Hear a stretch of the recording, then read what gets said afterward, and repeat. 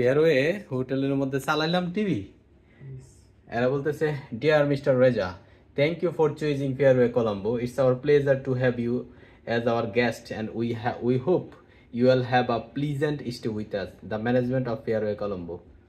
বাহ, আবার বলেছে this is no smoking hotel, okay please 00, ওকে।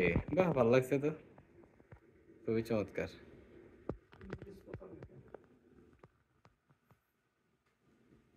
একতার রাজধানী রেস্ট নিচ্ছে, তার মন খারাপ, এটাই তো তার স্বাভাবিক।